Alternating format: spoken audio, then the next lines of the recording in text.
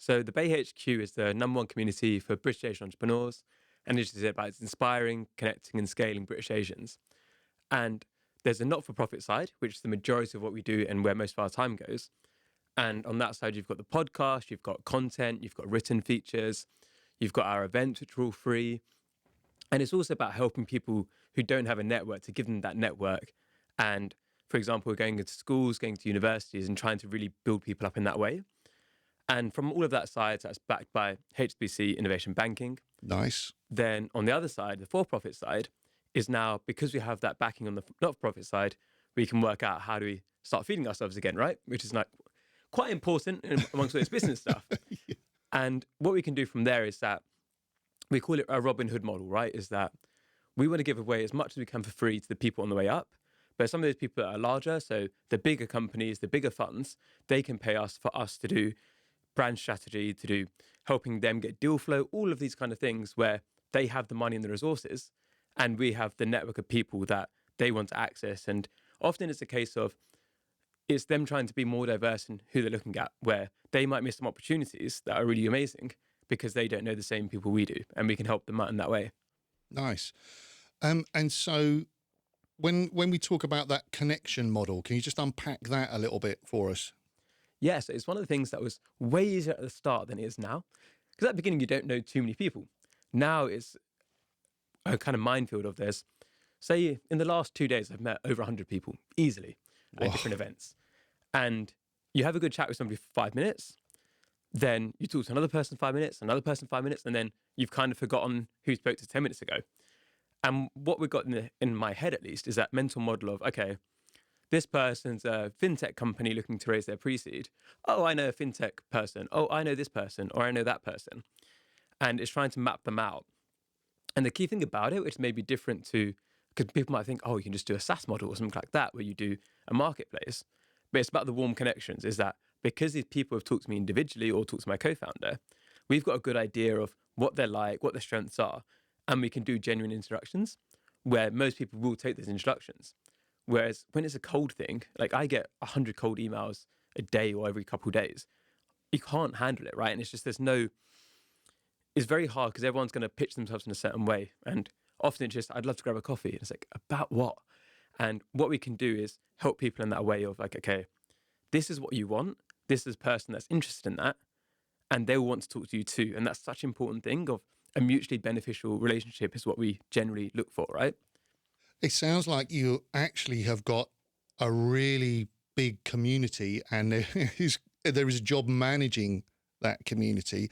Let's get on to the, talk about the podcast a bit. Where does the podcast fit? Because if you go and visit the BAE HQ website, it's really quite prominent. I mean, it's not the absolutely top thing, but I'm looking at it thinking this is something that you are presenting right up front.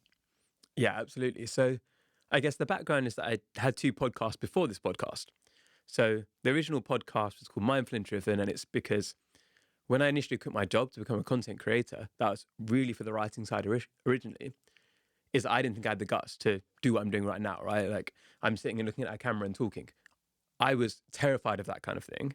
So it was because I didn't think I had the guts to do it, let me go and do it and prove to myself that I can. And also build a new skill, it's a new challenge. And that was quite exciting. And that was way back now. So we're talking June 2021. Off the back of that, an organization I was working called Entrepreneur's Handbook, which is now rebranded to Entrepreneurship Handbook, they asked me, could I do a podcast for them as well? And that's where things really took off because I was able to get huge guests. So founder of Netflix, founder of Twitter, because it's a more American-based audience. So when it came to the BAE HQ and what we're trying to achieve there, I had already had such a podcasting background. It was the easy, low-hanging fruit for me. That was my competitive advantage. So many people were trying to start a podcast. At that point, I'd already done over 100 episodes. Now I'm about 280 episodes across podcasts. Amazing. So when I reach out to somebody, I've got a huge advantage. And the idea as well is, one is the guests themselves. We're offering them something. We're giving them marketing. We're giving them a voice. A lot of them want to give back, and we're giving them a platform to do that. So building all these relationships with different entrepreneurs and investors. Then the other part is just, if you think about the mass models, we do 2 episodes a week. Now, when you're featuring 2 different people a week who are all very successful, there's bound to be people in that community who are going to know one of those people. And now with over 120 episodes on that podcast, pretty much everybody will know at least one of our guests. So in terms of growing the network and people finding out about us, that was a very important lead magnet because it's using other people's networks and bring them into ours. And then obviously they get in return, they get our network of people who know us and don't know them to find out about them, reach out to them too. So for us, it was one competitive advantage is that I could do it and other people couldn't. And then secondly, it's about that interlinking of you get to meet new people and then you also merge your networks together. There is a lot of spokes coming out of that hub, right? When you talk about leads into the BAE HQ, are you talking about wanting to attract the angel investors? Are you talking about wanting to attract the startups, the entrepreneurs, or is it kind of facing both ways? We say classroom to boardroom. So the idea is it's all the people down from, I think it's 5 different kind of personas in some way. So originally at the beginning, it was about getting those top brass of people, because if you have the top, then the people on the way up, they're going to want to talk to you, right? So it's that model of you get all of the top investors, you get all of the top startups on there, then all of the earlier stage startups, they're going to want to listen because they want to learn. The people who are aspiring to become entrepreneurs, they're going to want to listen and learn. And students, obviously, it's a role model for them to see what they could be in 10 years' time. So it's quite wide in that respect. And I've always been quite surprised sometimes about the caliber of some of the people who listen to the podcast, where like I've gone to events and somebody who's, say, raised £20 million has come up to me like, oh, I've heard that episode you did with this person. And I'm like, what? Like, it's interesting because these people still want to learn. They still want to hear other people's stories. So it's actually really broad and it's quite interesting. And one of the things we're very careful of as well is making sure it's accessible and not using too much jargon. And what I will say about that, same thing, any type of content, is that jargon, it can make you look smart to certain people, but it's probably not the people you want to attract. And it doesn't matter how smart you are. If things are laid out in an easy way, it's less cognitive load for you, which makes it more enjoyable. So it doesn't matter if somebody's at the top or at the bottom. The easier you can make it to understand, it's going to help both people in both ways. Like, you're listening to a podcast, you don't want to like have to really think really hard. You want it to be like nodding along and just easy as you listen along. Yeah, I think that point about jargon is a really important one because it excludes people, right? Yeah. So how would you describe the funnel, if that's the right term, when it comes to, you've got the podcast, it's doing that job of networking for you. How do you then channel all of those listeners and that network into useful connections, or dare I suggest profitable connections for the BAE HQ? I think part of it initially is just about building the community, right? So that is one of the end goals, is how can we get more people to find out about us. And the more we build that, the more valuable the community is, the more that they can help each other too. Because the whole idea too is like, there's 5.5 million British stations. I cannot be every single person's best friend. I can't help every single person. But what that's doing is getting people into our newsletter. So we promote that in the podcast. And as hopefully the audience is aware, so with a newsletter is obviously an owned audience. So I think our open rates are, say, 60%. Whereas, say, for a podcast or YouTube, for any of those kind of things, whatever your subscriber rate, there's no way 60% of those people are listening or watching. But in email, you get through to their inbox. It's a higher barrier to entry, but they're going to find out about you every single week. And from that, we have events. So obviously, people listen to the podcast, then come to events, and it's just getting that deeper and deeper relationship with them. And what can happen from there is, because of those people, so what we've built up is a lot of goodwill. So some of the people, like, it's not, everyone asks us how they can help all the time. And sometimes we don't have a good answer because it's just, as you can imagine, there's so many million things going on at once. Sometimes we just need to get things done before we have open conversations. And there's probably some people maybe listening now who DM me saying like, oh, I'd love to help. And I haven't replied because unless it's very specific, then if I take a coffee with that person and then it's vague and then it's taking time out of me just executing and managing the team and all those, it's one of the challenges of being a founder, right? There's always a million priorities and it's trying to juggle those. But what we've now done is that because that podcast is that lead magnet where people can see the content we're doing, naturally what happens is that probably about 100 people a year, probably say 100 people in the last, say, 6 months. So, oh, hi, I'd love to, like, could you mentor me in my podcast? Or I want to start a podcast? And I can't help everybody for free because all I'd be doing is spending all my time telling other people how to do their podcast. What then happens is for some of the top organizations is that they're willing to pay. I always say it's like, I'm looking for the clients which are paying top dollar, where we can work with a few clients that are very like impact driven. Well, I say impact driven. So they care about results and they're willing to pay for those results. Whereas I think a mistake a lot of people make in, say, an agency model of those kind of things is they try to go for lots of small clients. But what you find, and I found this with the ghostwriting I used to do before, is the smaller the client, if it's a bigger part of their budget, they're going to be way more invested and question every little bit. And actually that small ticket will take you more time than a bigger ticket. And what we will try to do is we only need to have a few clients at a time to pay our bills and to everything like that. We don't need 1 million clients. So what's good about that is that we can be quite upfront and honest that we're helping the majority of the people for free. And the idea is that we're also attracting those top funds and those top entrepreneurs who will want our time directly and they can pay for that. But it's always the boundary setting is really hard with that because obviously so many people want my direct time, but they don't see all the other things that go on beyond the podcast. As you said, like people see I do the podcast, they don't see all of the other things that are going on behind the scenes.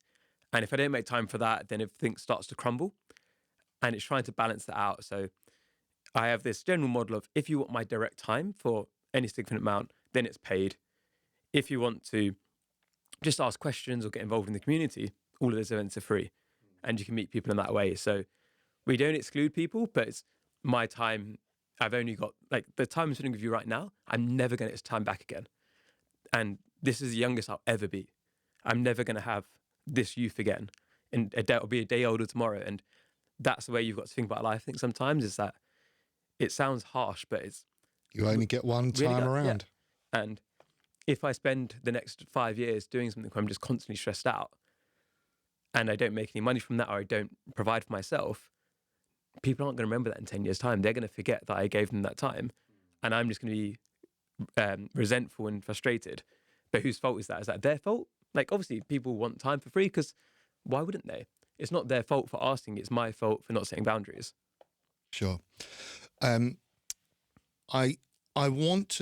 got a question about how do you know the podcast is working in the way that you want it to and how you measure that. Before I get there, you talked about generating, like driving people to your newsletter. Now, some podcasters I've talked to have just said, no, it's not going to happen. There's no way you'll build an email list via a podcast. But it sounds like you're being successful with that. I think it's, like you said about the hubs and spokes, right? Is that the podcast itself is just one part of that. But that podcast generates content for LinkedIn, Instagram, all these other platforms. And on those platforms, what happens is a lot of people reach out to me. What happens when you reach out to me? You get an autoresponder, and that says, here's how you can contact me. And it's also about signing up to newsletters and things like that. So I don't know how many people directly sign up from the podcast if you're listening on Apple or Spotify. But if you are listening to this, sign up to the newsletter. But when you go to those other platforms and they then look us up or they then go to LinkedIn and then they check out more, that's all different entry points for that newsletter. So newsletter's not massive at the moment, but I'd say we're probably growing at, say, a couple of hundred subscribers a month at the moment, which isn't massive, but it doesn't need to be massive because from that newsletter, we then generally, all of our events are full and it compounds. And what we have is that model of where the podcast gets people to hear about us, but the events and the things we do with the community, that gets people to feel like they're missing out because they want to go to those events and that always gets sent to the newsletter first. So if those spots are taken up by people in the newsletter and you're not subscribing to that, then you're going to get in at the end and not be able to get there. So it's incentivized. Yeah. Yeah. And that's the idea is like, how do you, and even the newsletter, it's about making sure that there's value in that newsletter where it's worth them opening. So we can track that in terms of open rates, right? So I think it's about 60% open rate, which is industry standard for a good newsletter, right? Like you don't really get above that because some people sign up and they forget or whatever it is. But we keep pruning it as well, which is when you delete subscribers who are inactive, because it's actually better for you in terms of the internet service provider, all of that nerdy stuff. But that's important to not just think, how can I get as many subscribers as I can? It's the quality of the list. The quality. You talked about not having necessarily great data feedback from the likes of Apple, for instance. So come back to that question. How do you really know that the podcast is working for you in the way that you want it to? So it's interesting because I don't actually check the stats very often at all. And I That guess sounds really healthy. yeah, I think it's also experience, right? Because at the beginning, I was checking it every single day, refreshing it every couple minutes. But then you just realize, well, it's actually not going up that much each second. And it's more about the conversations I'm having, where when I go to events, people be like, oh, you got that podcast, right? So that's the connection in person. And obviously, depending on what your audience is doing, that might not necessarily be relevant for them. But because we've got that hybrid, both online presence and in person, then we can really see that, where people come up to me and be like, oh, I listened to your episode of this person. And what I guess is really interesting too is, like I said, is that some of the people are like really high quality who are listening. So I was at an event yesterday. It's the guy who is a founder of a company called Climate X. So they had massive waves at Slush, which is a big startup festival. They're raising their Series A at the moment. And it's like very hot in terms of lots of investors are very interested in what they're doing. And he was like, oh, you did a podcast, my friend Merva. So it's that recognition that people are seeing. And even that's one good way to be able to tell is if you've got that hybrid model. And even, for example, if you're reaching out cold to people and they recognize you by saying like, I think I listened to you with that person. It's that reference point. And another thing I think I'd say that, again, is often forgotten. It's not just about the warm bits of people already know who you are, but when they Google you to check, oh, should I reply to this person or not? And it comes up with a podcast and they scroll through and they say, oh, okay, like, let me have a listen to one of these episodes or two of these episodes. And okay, this person's actually fairly smart. Let me take that call. And I think that makes a huge difference too, where people forget that podcasts are there forever. And I know it sounds scary to people, but you Google most of our guests will be in the top 5 results. So what we've done is that create that content where, one, it helps them because people hear their story, but also for us is that there's 120 guests. What's that doing for our inbound and people hearing about us too? But yeah, I would say in terms of the numbers, it's really hard to tell whether it's doing well. And the point about it, I think, is too, is like the feedback you get anecdotally really does help. And in terms of business model, it's if you're a business model where you need a ton of clients to make money, then you do need to be paying attention to how many people are listening. Whereas if it's more about the quality of the audience and people who are targeted and it's a small niche, then that feedback of people reaching out to you. So maybe that's a good way to tell as well, is how many people are actually messaging you and being like, oh, I love the episode of this, or oh, I'd love to learn more, or I'd love to grab a coffee. And I complain about how many people want to grab coffee, but it's a sign of it's working. And what I've got to do more effectively is like work out how can we help them in a way that doesn't trade my time as much. Why don't you, what are you thinking on those lines before we move on to the next bit? Because, you know, it would be great to just sort of get a view of where you are with the BAE HQ and what's on your mind and what your concerns are right now.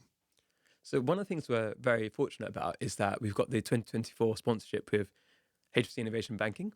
So what that means is, so we didn't take a salary out of that ourselves at the moment, but it pays for the team, it pays for the tech, all of the different things on that side. And so that gives us some runway. This is for the content production. So so that included in that is the podcast sponsorship, the school and university. So when we go to schools and universities, HSBC Innovation Banking is behind us, and they're the people encouraging us to do that. Mentorship schemes, and then some of the events are with them too. So it's a package. And I'd also recommend it to lots of people. A pure podcast, if you just do the numbers and the sponsorship based on that, it's terrible. Like you're not going to get much money out of it at all. I think last time I looked into it, it's $20 per 1,000 listeners, something like that, which is negligible unless you can really build a big audience. A very big audience. But if you've got a very niche audience, which is very valuable, like what we have, then you can charge much higher rates because the return on investment for the people investing in you is way higher. And for us, what's good too is that we're out of their ESG budget, which means that they're backing us because they care about what we're doing. as opposed to the leads we're generating or what money we're making for them. But it's obviously, there's going to be some commercial element too, and we're not naive about that. But with them, it's that relationship where they've got this budget to try and make a difference and try to do good with what they're doing. And we're able to help them do that, which is easier for us as an independent organization compared to in a large organization trying to manage all the different things we're doing. We can move faster and break things in a bit that a large organization is a bit more difficult to do.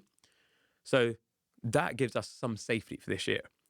And the idea is, we're in February now. So we've got 10 more months of that. And the idea is to make it so that next year is multiple sponsors, bigger sponsorships, because we're able to have a bigger audience and so much more. So there's all these different projects going on behind the scenes that are continually getting launched through the website. And the longer term vision is, once we build up this network to a certain position, is then there's always other options that come into play, which we don't want to count our chickens before the hatch or anything like that, but you can do funds, you can do much higher, we'll get the deal flow we get access to and what we can invest in. If we're getting the hottest deals, we can be part of those things right at the beginning and the early stages.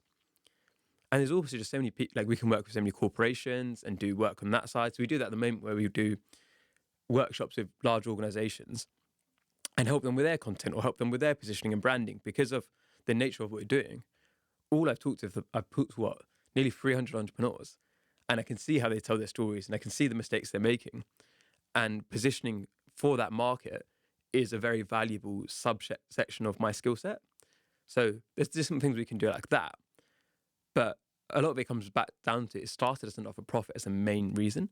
So it's how do you maximize the impact whilst not starving along the way? So that's the way we think about things, like how can we really make a huge difference? And that's where majority of the effort is going.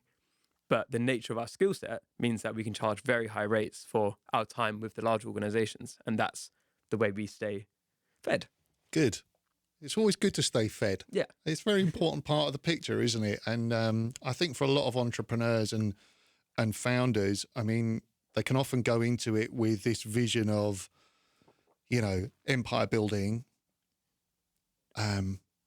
And very quickly you can find yourself needing to pay lots of other people, and that thing of just sorting, looking after yourself, putting your oxygen mask on first can kind of slip down the priority list a bit.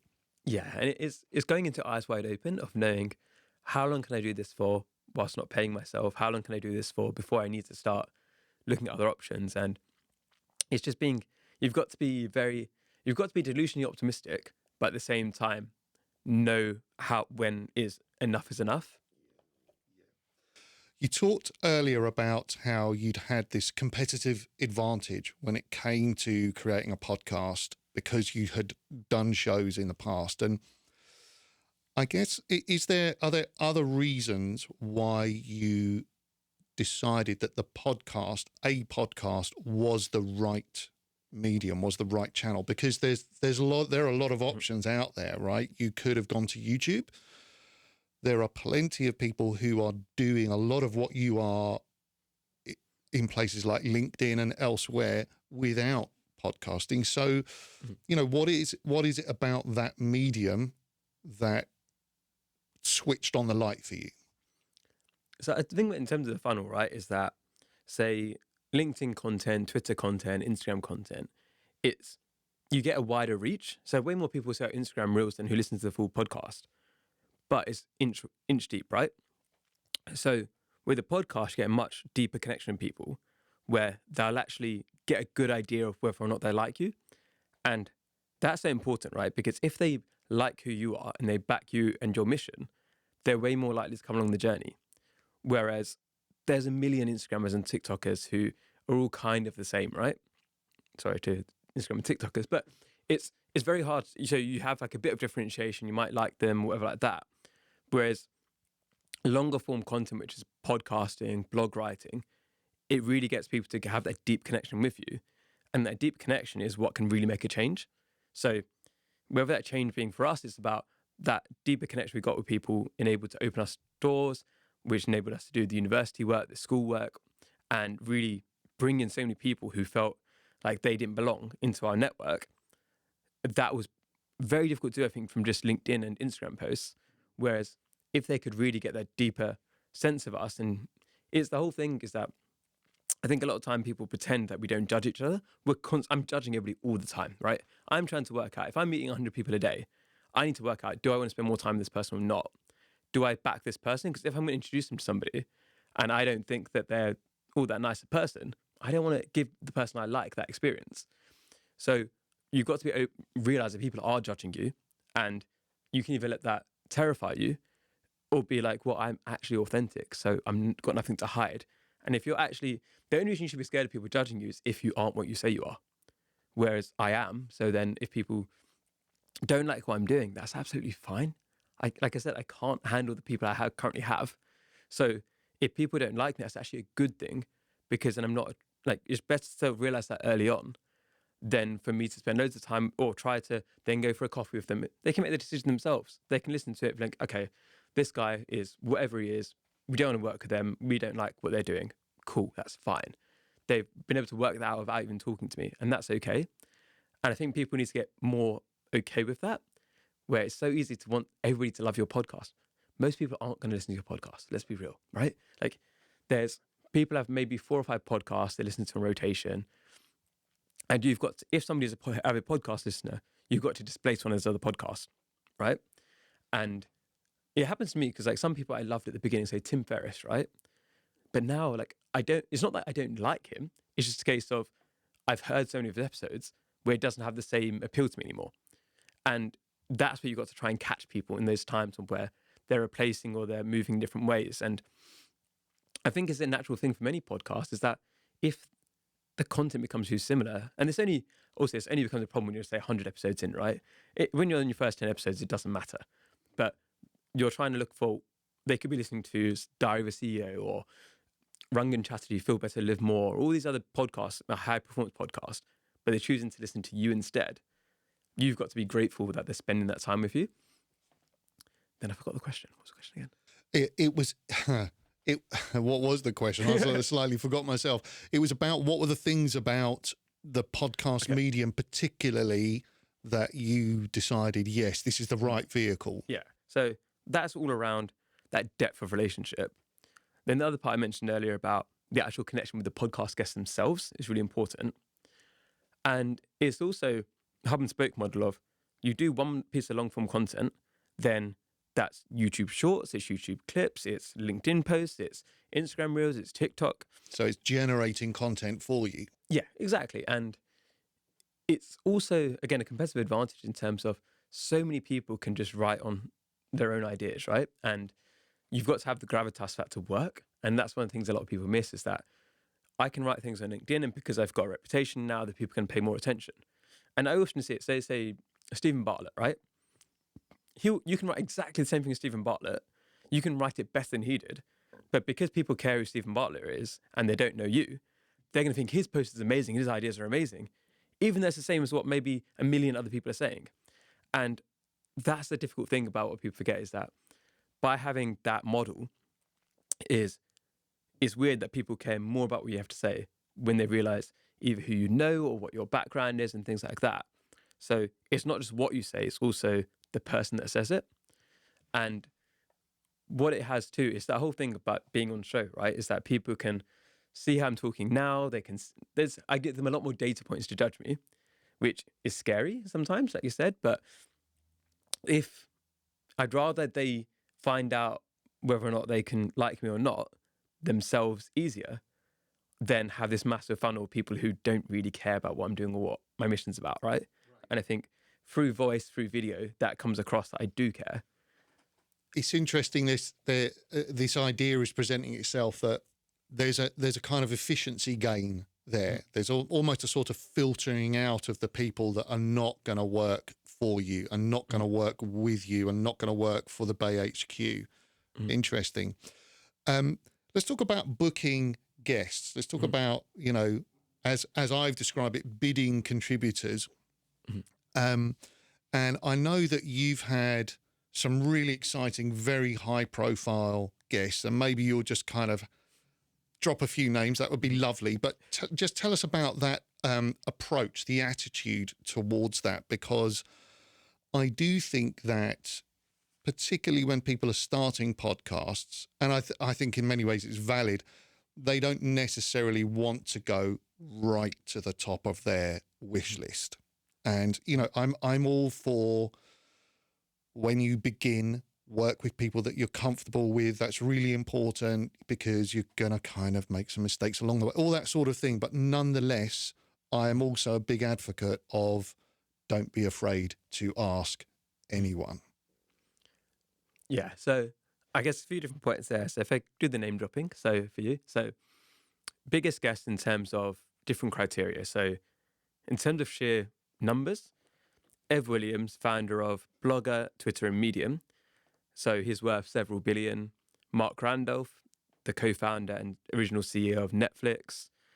In terms of followings, you've got the Tilburys. They've got over 10 million followers. In terms of sheer impact, there's somebody called Zainab Salbi, who founded Women for Women International, which has helped over 500,000 women refugees across Yugoslavia, the Congo, Iraq, Sudan, all of those kind of things, right? So those kind of names, again, like who am I, right, to be talking to those kind of people? But we look at the path to get there, it's where it makes a bit more sense, where how I initially got, who was the first one I got of those? I think it was actually Ev Williams, the Twitter founder. But that's because I was the second fastest growing writer on his platform. So that gave me the credibility. This was Medium. Medium, yeah. So started writing on Medium January 2020, just as a New Year's resolution, new year, new me, nobody's going to care, whatever. But it worked out. And then I grew very fast, got to one of the fastest, like I think it was only, the stat I like to bring out is Barack Obama was the only one who grew faster than me in terms of sheer following. And that got me into their Medium All Hands. So they invited me to speak at their company gathering. And obviously he was there. And he's like, oh, is there any way he can help you? I was like, oh, I got a podcast. Would you like to come on that? He couldn't say no in front of all of his staff, right? So that was the little hack and how I got him. Then with Mark Randolph, so at that point running the Entrepreneur's Handbook, there was, 40,000 email list. It was very clear alignment with what he was doing. When I reached out to him, he was trying to promote his book. Perfect timing, right? And it's that, a whole thing about leverage, right? Is what have you got that makes it interesting for them to talk to you? So I had the thing of where a lot of entrepreneurs want to talk to me because I was this fast growing writer, and a lot of people want to start writing or want to explore that, right? So that was a advantage I had that other people didn't have. Whereas what I'd say for the average person starting a podcast, especially if they're new, they don't have that experience, it's like you said, first 5 guests, do it on Zoom, don't even properly record it. Well, you record it, but don't worry about how it looks or anything like that. Do it if you're people you already know. And if you don't know 5 people in your sector to interview that's in your niche, you shouldn't be doing a podcast about that, is the way I see it. So, for example, you reached out to me and you'd already met me before, so you had a connection. So then I'm more likely to say yes.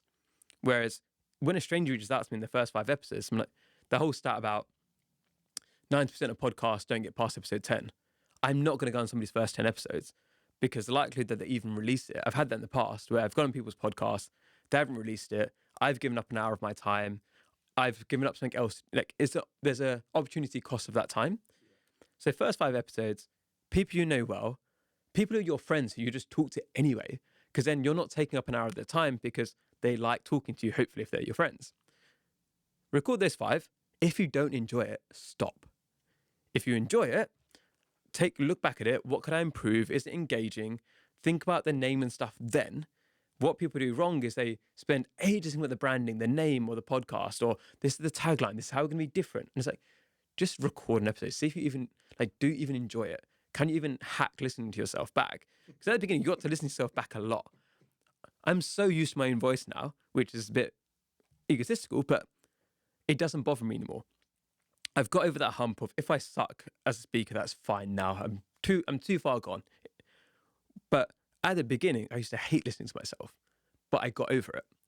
So first 5 episodes, record them people you know, get those 5 out, then re-record them again once you've had that experience of, okay, I wasn't very good at this flow, or I could make that better.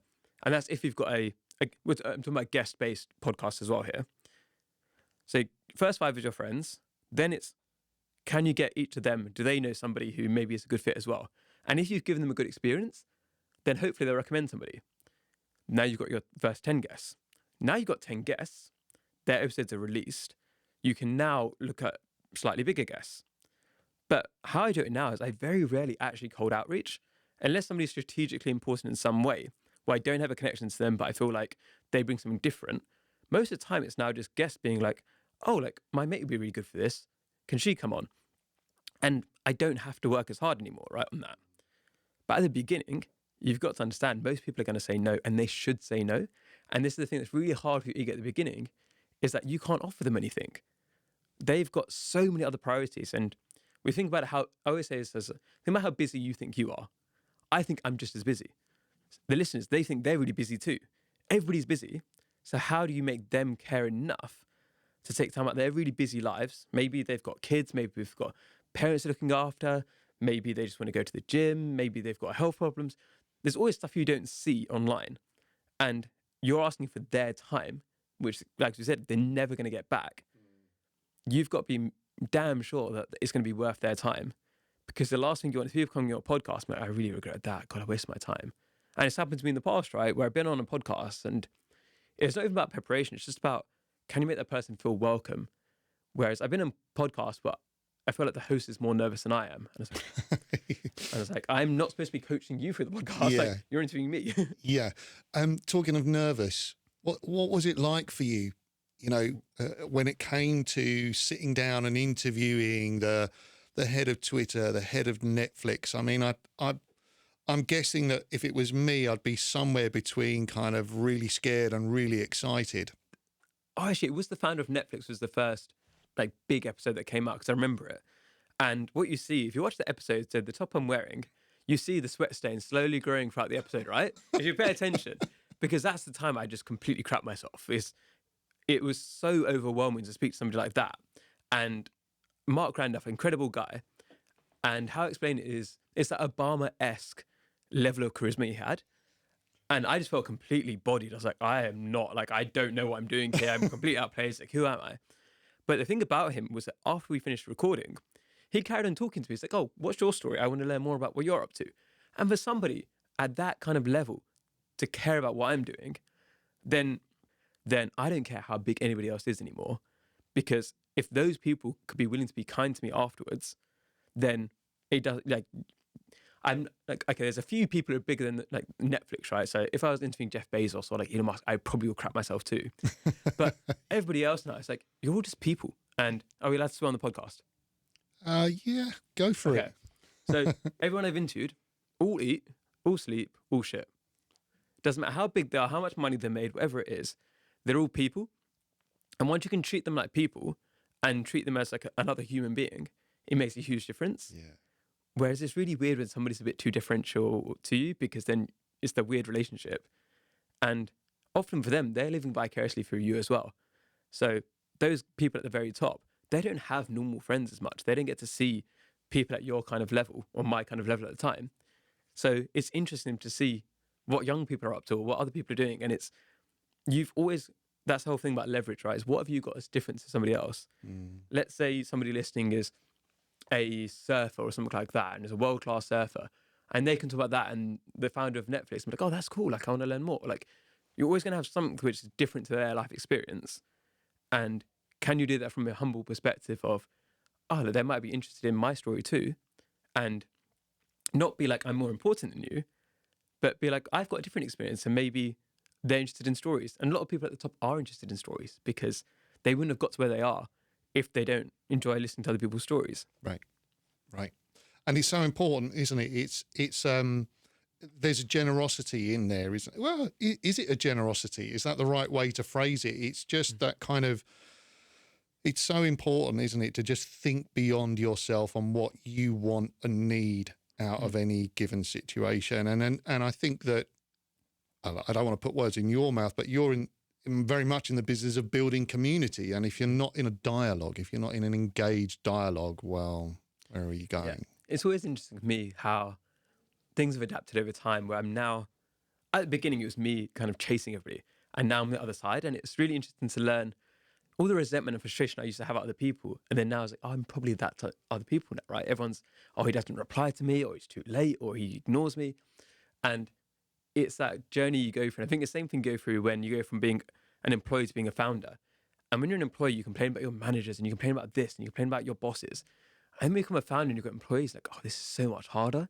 I was like, I didn't realize all the stuff they had to do. And I think that happens as well. When you're at the beginning of a podcast journey, you get really annoyed at people further ahead because like, oh, why aren't they helping? Why won't they give me their time? But then when you're on the other side, like actually a lot of people ask for my time. And it's the whole thing about time about there's so many different priorities and how do you juggle that effectively?